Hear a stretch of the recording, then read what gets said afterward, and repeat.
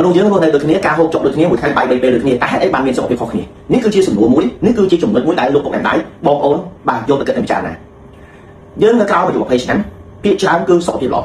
ទាំងសុខភាពបញ្ញាផ្លូវកាយផ្លូវចិត្តបាទគឺសុខភាពល្អតែនៅក្រៅអាយុ20ឆ្នាំឬក៏ក្រៅអាយុ30ឆ្នាំបាទគឺបញ្ហានឹងកើតឡើងចំណុចដែលខ្ញុំមើលឃើញនៅពេលបច្ចុប្បន្នយុវជនមួយចំនួនគឺមានបញ្ហាលើ triglyceride លើ cholesterol លើសារជាតិ uric acid តាក់ទងជាមួយត្រង់សារណាតាក់ទងជាមួយពលរដ្ឋខាងគាត់មានការកើនឡើងហើយក៏ខ្ញុំមើលឃើញមួយចំនួនគឺតាក់ទងនឹងបញ្ហា creatinine មានការកើនឡើងតែបងប្អូនមួយចំនួនបាត់បង់ពីបញ្ហាបាត់បង់តម្រងនោមឬក៏ការចុកខ្សោយនៃទូនាទីរបស់តម្រងនោម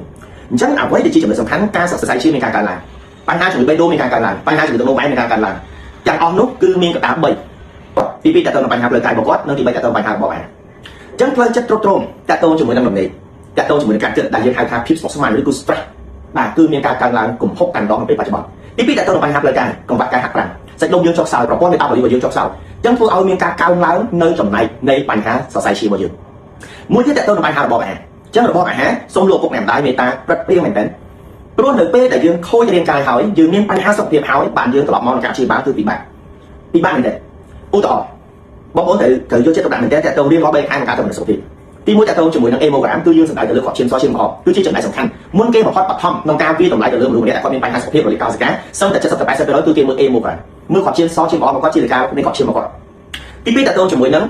triglyceride cholesterol អញ្ចឹង cholesterol យើងមាន2ទៀត triglyceride cholesterol អញ្ចឹង cholesterol យើងមើលទៅលើ HDL និង LDL បាទទី3តាក់ទងនឹងបញ្ហា uric acid ទី4តាក់ទងនឹងទូនទីរបស់ខ្លាមយើងដែលយើងមានត្រង់សារណាមាន gamma acid ហើយនិងសំខាន់មួយទៀតតាក់ទងនឹងបញ្ហាទូនទីតម្រងនោមមាន creatinine មាន ure មាន EGFR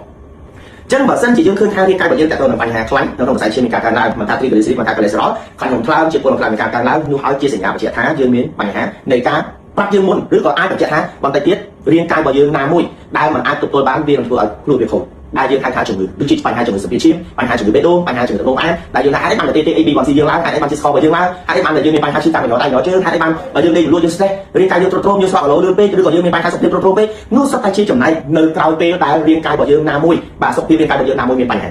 អញ្ចឹងបញ្ហា3ដែលសំខាន់លោកពុកម្ដាយត្រូវការអនុវត្តនោះគឺតាក់ទងជាមួយនឹងបញ្ហារាងកាយរបស់យើងព្យាយាមក្នុងការហាត់ប្រាណបាទតាក់ទងនឹងផ្លូវចិត្តរបស់យើងធ្វើឲ្យការគេងរបស់យើងអត់ស្ងប់បាទសម្រួលផ្លូវចិត្តអ្វីដែលយើងគួរគិតអ្វីដែលយើងគួរគិតអ្វីដែលយើងគួរធ្វើអ្វីដែលយើងគួរធ្វើអ្វីដែលយើងគួរជួយអ្វីដែលយើងគួរជួយមុនគេបំផុតគឺយើងជួយខ្លួនយើងសិនមុនបងប្អូនមួយចំនួនសុខភាពគាត់ទ្រុឌទ្រោមតែគាត់គិតពីនេះគិតពីនោះគិតចុងក្រោយគាត់បានគិតពីខ្លួនឯងនេះគឺជាសញ្ញាបញ្ជាក់ប្រាប់ថាគ្រោះថ្នាក់ណាស់សម្រាប់បុគ្គលមួយក្រុមនោះទី2តាក់ទងបញ្ហារបបអាហារបងប្អូនធ្វើយ៉ាងណាបញ្ហា3ដែលយើងអាហារ3ប្រភេទដែលលោកពុកម្ដាយគួរតែមុនគេបឋមជាងគេណាគឺតាក់ទងនឹងផ្អែមខ្លាំងទី2តាក់ទងជាមួយអាហារម្សៅនិងទី3តាក់ទងនឹងគ្រឿងសង្វឹងបាទអញ្ចឹងផ្អែមខ្លាំងគឺជាចំណែកមួយធ្វើឲ្យរាងកាយរបស់យើងមានការប្រែប្រួលបាទទី2តាក់ទងជាមួយអាហារម្សៅក៏ជាចំណែកមួយដែលធ្វើឲ្យជាតិស្ករក្នុងរាងកាយរបស់យើងមានការកើនឡើងហើយបូកនឹងជាមួយនឹងការខ្លាញ់របស់យើងមានការកើនឡើងហើយទី3តាក់ទងជាមួយបញ្ហាគ្រឿងសង្វឹងតែក្នុងរយៈនេះខ្ញុំឃើញច្រើនមែនតើសុំទោសសម្រាប់បងប្អូនមួយចំនួនដែលគាត់ការនិយមនិងការចូលចិត្តបើសិនយើងអាចកាត់បន្ថយបានកាត់បន្ថយអញ្ចឹងនៅពេលដែលយើងមានបញ្ហានៃការកើនឡើងជំងឺសរសៃឈាមដូចខ្ញុំបានជម្រាបមិញណាលើឈាមទឹកនោមផ្អែមបេះដូងបាទបញ្ហាអាស៊ីតតាក់ទងបញ្ហាខ្លាំងតាក់ទងបញ្ហាតម្រងនោមសុទ្ធតែជាចំណែកមួយអញ្ចឹងហើយលោកពុកម្ដាយកន្លែងនេះខ្ញុំចង់បញ្ញាអារម្មណ៍តិចរាងកាយរបស់យើងមាន3ទី1យើងត្រូវការអាហារូបត្ថម្ភទី2យើងត្រូវការវីតាមីនទី3យើងត្រូវការការព្យាបាលតាមពេទ្យនិងការវះកាត់អញ្ចឹងលោកពុកម្ដាយចង់បានមួយណាបើសិនជាការដែលយើងហូបចុករាល់ថ្ងៃនេះហើយយើងរំពឹងតែសុខភាពល្អអូខេបើសិនជាយើងមានសុខភាពល្អចាំពេលដែលយើងឈឺអញ្ចឹងយើងត្រូវការគេសេវាកម្មតាក់ទងជាមួយការប្រាំតាមពេទ្យចុះបើសិនការប្រាំតាមពេទ្យបានជោគជ័យយើងចាំបាច់ធ្វើការវះកាត់ចុះបើសិនការវះកាត់បានជោគជ័យបាទអញ្ចឹងបើពាក្យថាមិនជោគជ័យបើសិនជាការប្រើឆ្នាំពេទ្យមិនជោគជ័យយើងកាត់ចុះបើសិនកាត់មិនជោគជ័យជាបញ្ហាធំអញ្ចឹងហើយការរៀបចំរបបអាហារកន្លែងហ្នឹងខ្ញុំនិយាយថាការដែលមានសុខភាពល្អមិនមែនជារឿងចៃដន្យទេការដែលមានសុខភាពល្អមិនមែនជារឿងចៃដន្យទេការដែលមានសុខភាពល្អបានន័យថាការរស់នៅរបស់យើងគឺមានវិន័យ